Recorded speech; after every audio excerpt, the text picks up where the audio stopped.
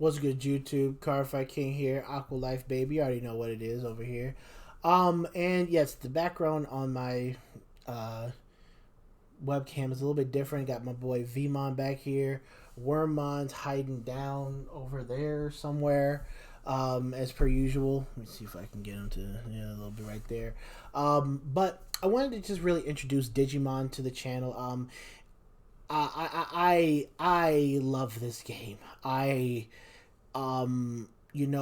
It's not really about what Digimon's my favorite, even though I have a lot of my favorites. It's just that I just really enjoy playing this game, and I really wanted to bring this and introduce the channel for those of you who, whether you guys play it or whether you guys are interested in it. My boy, True Champion Steve, made a great video about getting into the game and kind of like where to look, where to start with the starting stuff like that. And I'll make more videos about, my preferences for getting it. And I'll say my number one preference is just download the Digimon card game tutorial app. Produced by Bandai.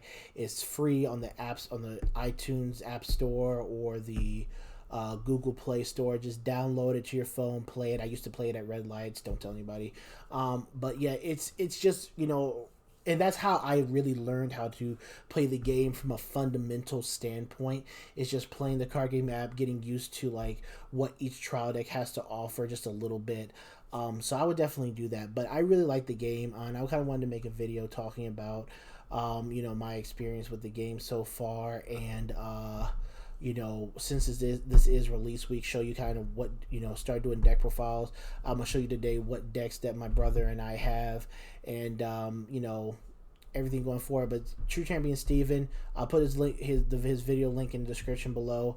Great video explaining kind of what each color is, and compared it to what you can see in Vanguard. And I'll compare it to what decks you can see in Vanguard too, if that would help with kind of like getting certain people maybe interested or an idea of what I'm talking about. But I've been playing since the release weekend of set 1.0. Set 1.0 format back in November. I've been interested in the game before then, but I really just wanted to get the cards in my hand before I really started to play test and anything like that. So, got the game, got the support, and I was interested in playing with Vima first. I didn't really know what cards came out in the set, so I was like, well, we'll get it. We'll buy a box, pull something, see what happens. And notice that Piedmon was in here. And Piedmon, I thought from season 1 of Digimon Dark Master, one of my favorite Digimon. And so immediately I was just like, well, there's not enough Vmon stuff in here to really build a deck. And I was like, hey, let's go ahead and get started with my boy Piedmon. And really through that I began to love the color that he is associated with. And I'll kind of go through what each color is, but that's pretty much where I started off with. Pool Paimon really worked with my good some friends that were opening up their boxes and whatnot. Was able to get a sample list, put the deck together, and go. Now, in this game, you are really challenged by how you build your decks and the plays that you make. And unlike in Vanguard, when you misplay, you feel it. You feel it. You know when you've lost board advantage. You know when your security and your life, in a sense, is in danger in this game. And it's up to your build and the plays that you make to try and fight back to gain that board control, and try to stabilize again. So when you misplay in the game, you don't control your memory correctly, things like that. Manage your resources, you really feel it. And yes, there is some sacking in this game with security, but it's not sacking to the point of like your opponent ripping a double crit trigger or ripping a double heal trigger, whatever it is. A lot of everything with this game is about setup, knowing what your opponent's deck kind of does and cards you should look out for, and kind of countering their strategies with your strategies and things like that. There's just so much that goes into playing this game and deck building for this game. So I'm going to show you guys pretty much like the decks that my brother and I have gotten since we got it. We really just are working with 3 boxes and some help with some friends, with trading cards, building decks, and whatnot. But really show you guys what we are working with as far as 5 decks. They're all complete. We're competitive card gamers here, so we obviously try to build the decks to the most optimal competitive point. But the thing about this game is that your decks are always changing. You're never settled on a build. There are a lot of different cards and ways you can build your deck to execute your strategy. Whether you want to add some cards in because you want to go for more of a rush, whether you believe that this card that instead of dealing 2 damage, dealing 1 damage, but letting you overpower certain things is better. Put that in. There's just so many different avenues to build a deck. And if you'll notice, my boy Andrew Chia, who also who used to be the former leader of Team Vongola for Vanguard, a lot of older Vanguard players and New Yorkers know about that. He has a channel called Replay Works, which does a lot of analytics for the game as well. And you can see that whether it's PPG online tournaments, Age Gaming, content creator tournaments, whatever it is, you can see that people's choices are like very diverse. The decks may be the same, like you'll always see Blue Omni here, blah blah blah, but the choices, the ratios and stuff, they're always, there are a lot of times they're different, and they're always changing week by week by week, which is why I like his channel. It compiles a lot of data and kind of presents the facts, just like that. So like I said, again, this game is definitely challenging. Resource control, deck building, and then decision making. A lot of it's tested. It's very fun. It's exhilarating. I've never settled on a build. My build will probably change constantly 3 or 4 times throughout the week before tournament. So, yeah. But let's go ahead, go down the play mat, and I'll show you the decks. All right, guys. So we're at the mat. I really wanted to try this out too, the style of making a video, because I'm going to be entering into some PPG tournaments soon, like the online webcam tournaments, whether it's for PPG or for, other tournaments I can find just to play in on webcam. So really wanted to kind of just test my setup. There's some improvements I kind of really want to make to this because I'm working with like a smaller desk right now, but so far doesn't seem too horrible. But nonetheless, wanted to show you what decks we have here. We're starting off here, especially if you already play the game, this is Blue Omnimon.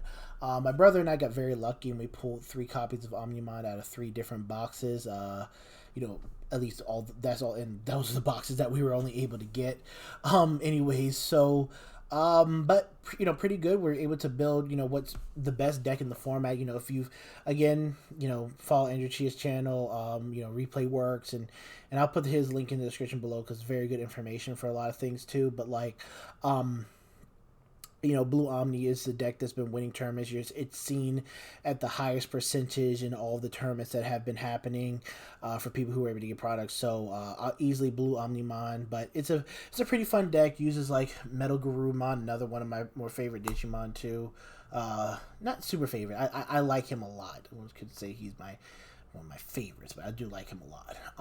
But yeah, using kind of that base for it, and I'm gonna do deck profiles of each of these decks. Don't worry about it. We're definitely gonna do deck profiles of each of these decks and kind of go into explaining more about what they do.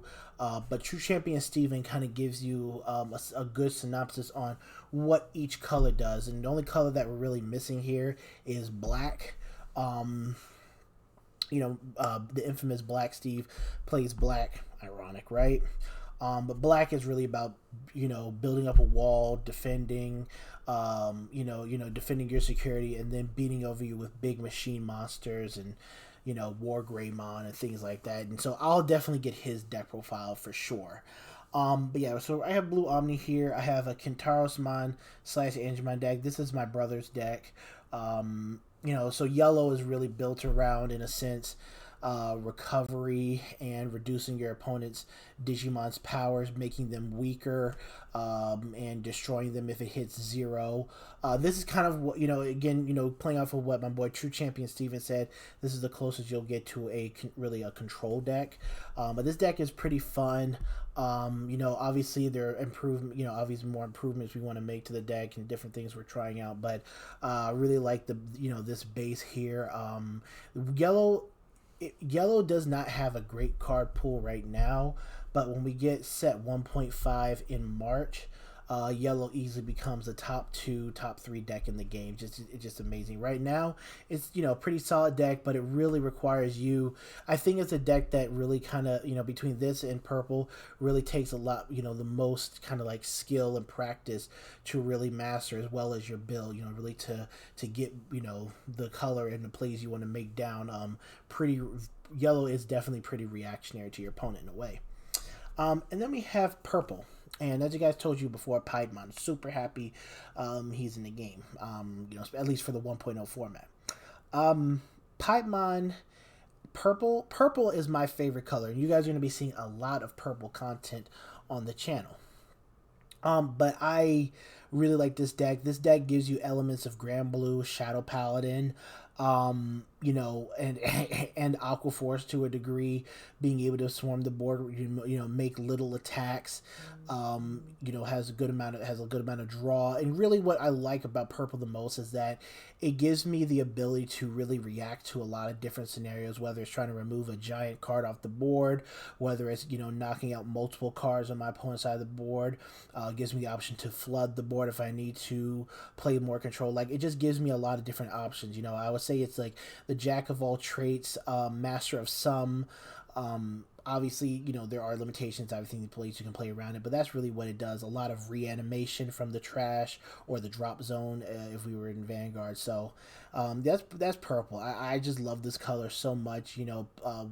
I was, when I built the deck around Piedmon, I was like, we'll try it out. I'm really trying to colors. But then, the more I play with purple, and then I started to expose myself to the other colors, really purple just stood out as like, man, I really like, the aesthetics of purple and everything around it. And so, purple is, a deck that I'm going to have multiple builds for, multiple decks for. And, not saying I won't for other colors, but purple is like, you want to come to the Card Fight King for some purple. Don't worry. And then we have Gallantmon Red. A lot of people love Gallantmon. Gallantmon's really cool. One of my brother's favorite Digimon. Easily a fan favorite Digimon. Really cool card. I like it as well. Red has a lot of burn effects and overpower, kind of like hitting your opponent's life or security multiple times. Gallantmon can just burn you down. Again, it does have a lot of focus on the Greymon, Agumon line, as does Blue, with more of the Garurumon, Gabumon stuff as well. But like Gallantmon, this deck is really fun, really cool. We could transform it into a red Omni deck if we wanted to, but I wanted to kind of just keep it with Gallantmon theme. I like the different style of play that Gallantmon brings, with like kind of more of a burn control type of style. And it's a pretty good deck, and I can't wait to deck profile it for you guys. And then we have green. So green is I would say green is my second favorite color just to play with. Even though I do like blue because of the Vmon stuff, green really is just like really my second favorite just overall color to play with, other than purple. A lot of what green is about is really giving you very cheap, efficient digivolves, and making powerful to get into your big megas to overpower your opponent, establish some board control. Puppetmon's a card that can lock the opponents down, and this color really centers around really kind of controlling your opponent's Digimon, putting them in rest mode so they can't attack you, and then you run over them, or you just hit their security for a high cost. A lot of piercing effects when we get 1.5 and beyond, more piercing effects, which would, it's basically like piercing in Yu-Gi-Oh. You hit the Digimon, and then you deal one to their security. So, but that is a lot of, but that's pretty much the decks that we have here, guys. All of them are complete. Obviously, we're competitive card gamers, so we've tried to build every deck to a competitive tournament ready standard, obviously. And as we do more testing and things like that, the builds are always changing in accordance to what the meta is, and kind of like what we find out as we test different cards, different builds, different ways to play each deck. But that's all I have for you guys. Thank you guys for watching. I'll be doing a deck profile of my purple deck first, and then I'll let you know. Then you guys let me know, which other one do you want to see? Do you want to see blue, yellow, red, green, or those are the ones that I have here. And then this weekend, when we meet up with Black Steve at locals, we can definitely get his black deck profile. But all right, this is Card Fight King, Digimon baby. Let's get it, and we're out.